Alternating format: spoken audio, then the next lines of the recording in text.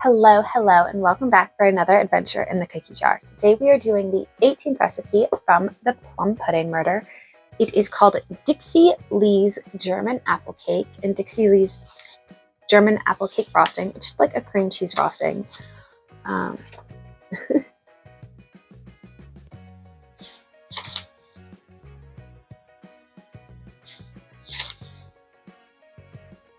So quite a few pages, mainly because there's cake and icing. So it does separate the ingredients, which I really hate. But basically, you're going to preheat your oven to 350.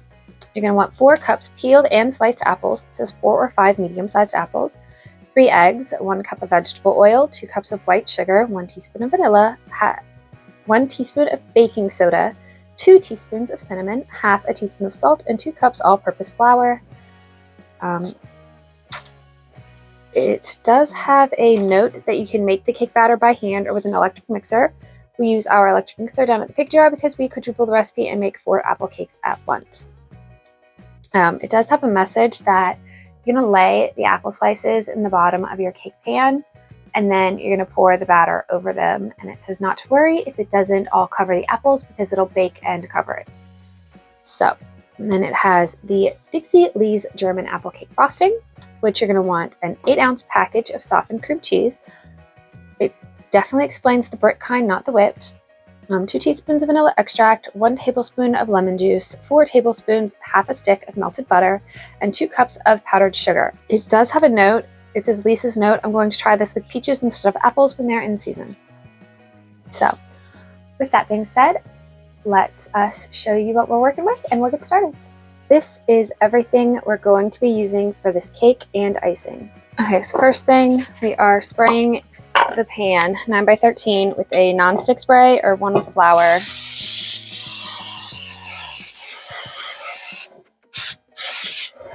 Nice coating. All right, so then we're taking our apples and laying them in the bottom. It doesn't really say if it should be 1 row or not, so I'm going to go ahead and do 2. Just says as you would for a pie. Well, my pies never have 1 layer of apples, so we're going to want the eggs and the oil.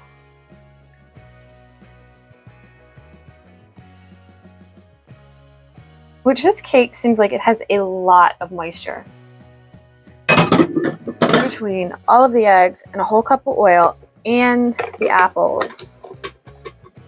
It says to whisk it until it's thick. So I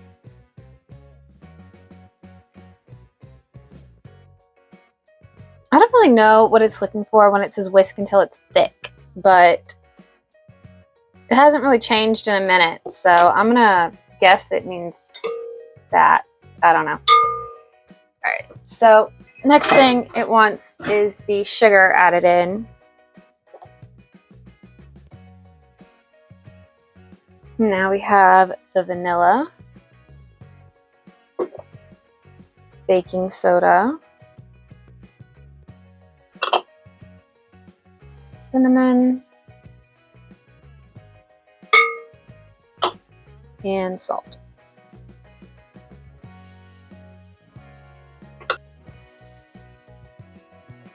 Now we're going to mix half of the flour,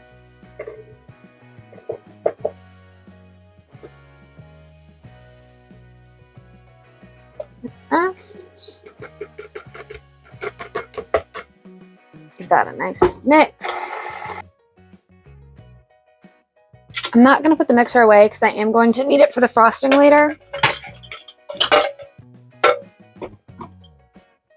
So, toss that aside. Give the cake mix a final stir, and then it says to drop it by spoonfuls on top of the apples, and it's not going to cover it all, but it will bake to cover. So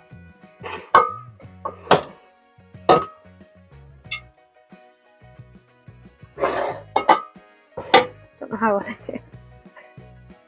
Oh, I don't like this. I don't like this at all.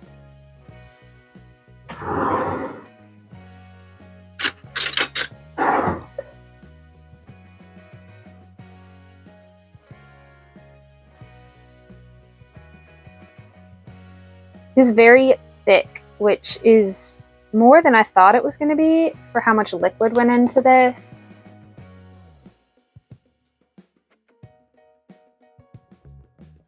This is what we have. It's going to go in the oven, it says, for about 50 to 60 minutes and then to cool it completely. Okay, so the cake was in the oven. It came out. It cooled for about an hour, and then I put it for the last 30 minutes in the fridge. And while it's still sitting in there, we are going to make the icing. So the first thing we're going to start with is our cream cheese icing, and it does have a note that if you forgot to take it out to room temp, you can put it in the microwave for 20 seconds. Like, unwrap it, don't put it with the foil on it, in the microwave in a microwave safe bowl for 20 seconds. Take it out, stir it up, and keep alternating it for 15 seconds until it's room temperature, soft, whatever. So we're going to add the vanilla extract with the cream cheese and beat it up.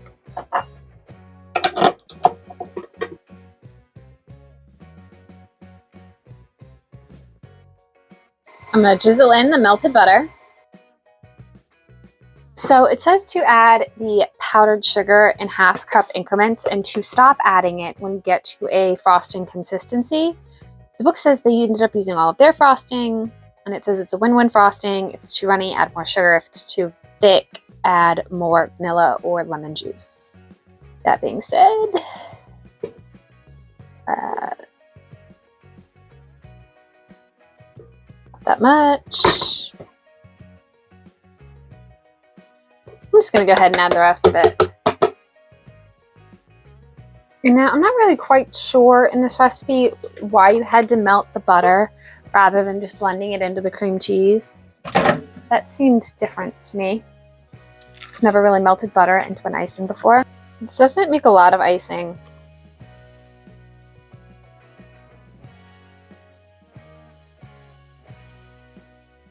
I'm just going to pop this back in the fridge for probably about 10-15 more minutes, just kind of get the frosting to set up a little bit.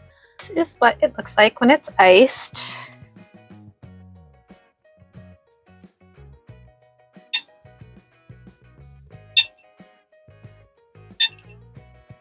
So I just want to start off by saying the icing is amazing.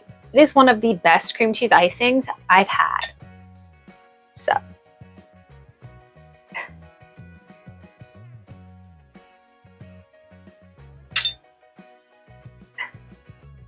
the apple somehow ended up in the middle, which is kind of interesting.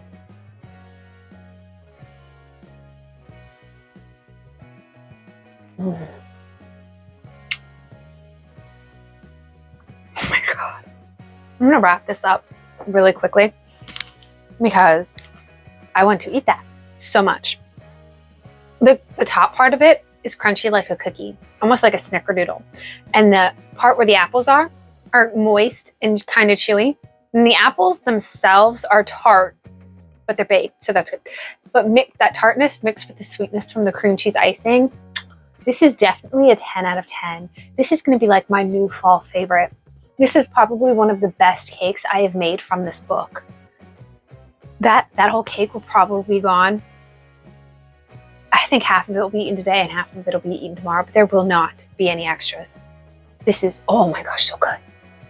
So next week we are making Nancy Dunn bar cookies. So if you're interested in doing those, join us next week. I hope you all have a good one. I'm gonna go demolish me some cake.